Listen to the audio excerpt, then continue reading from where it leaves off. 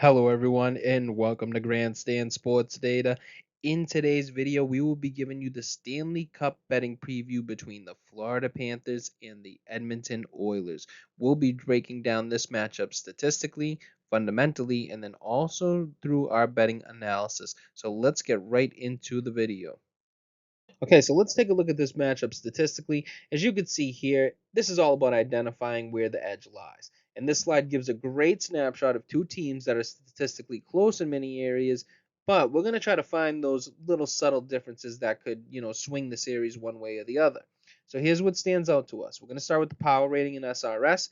Pretty even, right? Florida ranks slightly better in both metrics, but we're splitting hairs. This is going to signal a tight series on paper.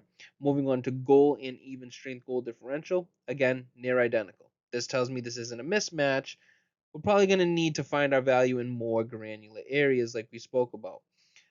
Next, we're going to move on to special teams. This is where Florida's penalty kill is significantly better, and they also draw more penalties. You can see that they're ranked tied for fourth in the NHL, whereas Edmonton is tied for 21st. So that means more potential time with a man advantage, and that's going to matter late in tight playoff games.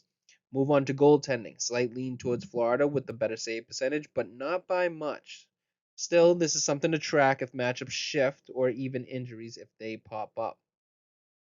Next is going to be shooting and possession. You can see Florida dominates here, right? They got the better Corsi, the better shot differential, even more scoring chances. But, and this is key, both teams rank bottom two in finishing. That's going to tell me these teams generate chances but don't always capitalize. So we're dealing with some variance in scoring, which can mean under bets or those tight, low scoring games. The bottom line here, though, is that these teams are evenly matched, but Florida gets a slight lean on special teams efficiency, shot quality, and even puck control.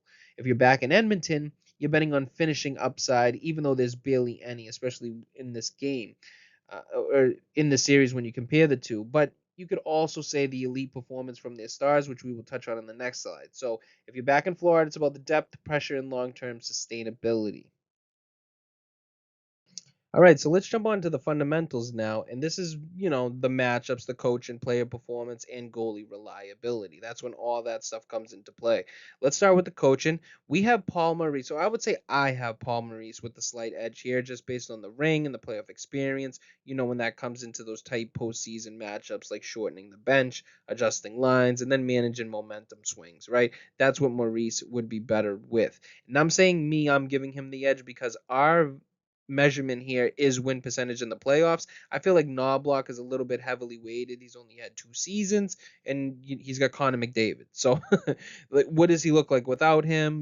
Maurice has been coaching for a very long time. So, I'm giving the slight edge, but based on our metric does have Knobloch with the better win percentage. Now, let's move on to player quality now. We're looking at that Corsi 4 percentage, and we're looking at the plus minus in playoff history for each of these players. And Florida has the more balanced forward group. You can see guys like Kachuk, Verhaeghe, Barkov, and Bennett. They all drive possession at a high level and are usually on the ice for more chances for than against. That's going to give you consistency and forecheck pressure. Now, on the flip side, Edmonton's very top heavy. We talk about this every single time we mention Edmonton. We're talking about guys like McDavid and Draisaitl. They're monsters, right? There's no surprise there. But the drop off after that is kind of steep for my liking, right? Guys like Connor Brown and Adam Henrique, they're below in 50% when it comes to that Corsi, and they're still getting outscored. Now, looking at some of those other players like Ryan Nugent Hopkins, Evander Kane, they have minus plus minus differentials when it comes to their playoff history. So, not the greatest there. Kind of get your antennas up a little bit. Defense now, slight lean turns towards Florida, I would say. They're not elite, but Edmonton's blue line has some liabilities. You're talking about Nurse and Kulak. They're getting outchanced. And Bouchard's numbers, I guess they're a little bit inflated by having that offensive zone usage, but he's still great. I would still want him on his team, and I'd still want him on my team, and he's probably going to be the best defenseman in this series.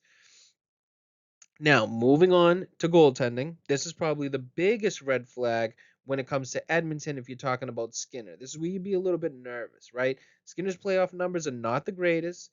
They're under 47% when it comes to quality start percentage, and he has a negative goal saved above average. Now, he has played better as of late, I will say. Now on the other side, Bobrovsky, he hasn't been lights out either for his career, but as of late, he has been very, very good. I would say that both of these goalies are at their peak right now. Will they stay like that? That's going to be the biggest question. And then the drop off from their starter to the backup, I'm going to have to give the slight edge to Edmonton in that. I think that their backup has proven to be just a tad better when it comes to the playoffs, where we haven't seen anything from Florida's backup. So you kind of have to give it to them by default just based on the appearances. Final thought from the slide though, Florida has more depth, a steadier blue line, and goaltending that they can trust maybe just a tad more. Edmonton's ceiling is higher, obviously with McDavid and Draisaitl, they can steal games, but Florida has fewer holes and looks better built for a 7-game war, just based on fundamentals. All right, so this is the slide that all the bettors have come here for, and this is when it's the most actionable slide, right? If you're betting, it takes the theory and it shows you where the real playoff money has been made over the last 5 years. And let's take a look at some of the more common thread. Every single profitable factor favors Florida. So let me walk through it like a sharp real quick. Corsi 4 percentage, historically, teams with the edge have returned over 4 units, and Florida owns that edge. They control the puck a little bit more, and that translates to long-term value. If we move on to penalty kill, over 2.5 units gained, backing stronger penalty kill teams. Again, Florida checks this box. This matters in tight playoff games where penalties get magnified. Now, we're going to move on to shot differential and Corsi. Nearly 9 units and over 9 units of profit, respectively. Both are about volume and control. Teams that win the shot count and puck possession battle win more often than the market expects. That's a huge signal that the public undervalues these stat based teams in the playoffs. Florida fits that mold. Scoring chance percentage, another 8 plus unit profit historically. This stat is huge. It's not just about quantity of shots, it's quality. Florida not only gets more chances, but better ones. And finally, we're going to talk about Grandstand Sports Data's betting model on the money line. Even the power rating model projection leans toward Florida by over 2.5 units or 2.23 units, and that's a bonus confirmation that the math likes them too. Bottom line on this slide, though, is that when multiple historical profitable factors all point to one team, that's not something I fade lightly. This doesn't mean Florida is a guaranteed win, but it does mean they check nearly every sharp box. The value side in this matchup, based on playoff trends and 5-year sample edges, is clearly the Florida Panthers. Now, let's move on to those money line betting trends for this Stanley Cup matchup. As you can see from Florida, they were flat from about game 72 to about 82, bouncing up and down, even slightly negative at one point. But once the calendar flipped past game 83 and those playoffs started, they found a gear. You can see the money line return basically started to climb, and that upward spike in the final 5 to 7 games shows bettors were rewarded with sticking with them. So they're heating up at the right time, not necessarily dominating, but trending upward with improving value. Now let's take a look at Edmonton on the other hand. Shows a much stronger and more sustained climb post game 83 or playoffs, right? That black line shoots up steadily.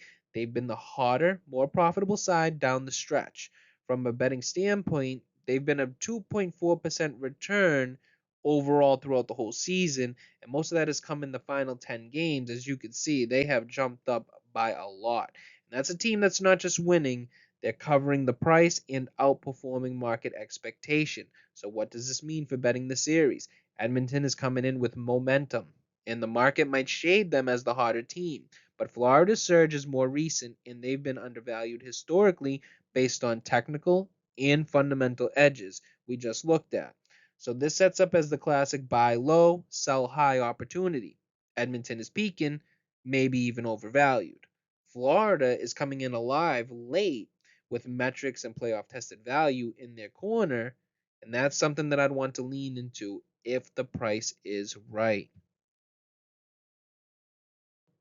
All right, so let's take a look at the series betting lines in our model's predictions. Let's take a look at those betting lines first. And the books have this price pretty evenly, right? At that minus 110 either way. But notice the spread pricing. Florida at minus 1.5, at that plus 170, and Edmonton at that plus 1.5 games is juiced at that minus 200. So that tells you that the market sees a very close series here, even by maybe 1 game. So it um, might see Florida winning, but it's going to go that full 7, just according to the market's expectations. Now, our model's predictions, you're looking at our model, they're giving a Florida a 72% chance to win the series and projects a 4 games to 2 outcome. So that's a huge discrepancy from the implied market odds that you see above, which are basically 50-50. So when you've got basically a 22-point edge versus the line, you're not really supposed to ignore that. You press it, especially when your model has support from the technicals and also the fundamentals and then the trend line data, which it does check some of those boxes. Let's be honest. Now, the model it's picks here, basically a clean sweep. The model backs Florida on both the money line and against the series spread. So from a betting perspective, you've got multiple ways to attack. You can go that series money line at minus 110 for a safer route, and that's if you like Florida. If you don't, I mean, this is a good pick 'em, and if you think Edmonton's going to win and McDavid's going to get over the hump, go Edmonton. I mean, at minus 110 money, where can you go wrong if you have a certain edge on each of these teams? Next, we're going to talk about the spread at minus 1.5. That's at plus 170 if you're going with the model. So if you're playing that more aggressive payout, you think Florida's going to cover that 1.5 games just like the model says and win 4 games to 2. That's at plus 170, so that's not bad. Or you can wait for early game splits and look for live betting opportunities if Florida drops game 1 and then the market overreacts. That's a good thing to look at as well. So every angle here, stats, market inefficiency, recent form, even predictive modeling, leans Panthers. If this was just an opinion, I'd be cautious, but when the data stacks this hard in one direction, you kind of have to trust it and you might have to fire on it. Me, I will say that over time, yes, the model was successful over the last few years. I will say that Florida seems to be the smart play when you look at everything. So they had the fundamental box, they had the technical box. Me personally, if I'm giving my 2 cents, Anthony here at Grandstand Sports Data, I think Florida winning the series. I'd be a little too nervous to think that they'll cover the series spread at minus 1.5. But I have to go Florida. I do have that little bit of momentum factor that I didn't talk about throughout this video, and that could pop up in the NHL. Look at teams who have lost the Stanley Cup the year before. They usually come back and win it the next year, and that fits Edmonton's mold. So if you don't have a real strong edge here, maybe just stay away. But if you do have an edge, that minus 110 price for either one of these teams is obviously it's a coin flip in the betting world. So like always, we'd like to thank you guys for watching. We hope that you got some awesome information from this video. Now, don't forget to subscribe to Grandstand Sports Data for more great shows like this one. Also, don't forget to give this video a like, share with your friends, and then leave a comment down below on who you think is going to win the series. That's all for now, and we'll see you guys in the next one.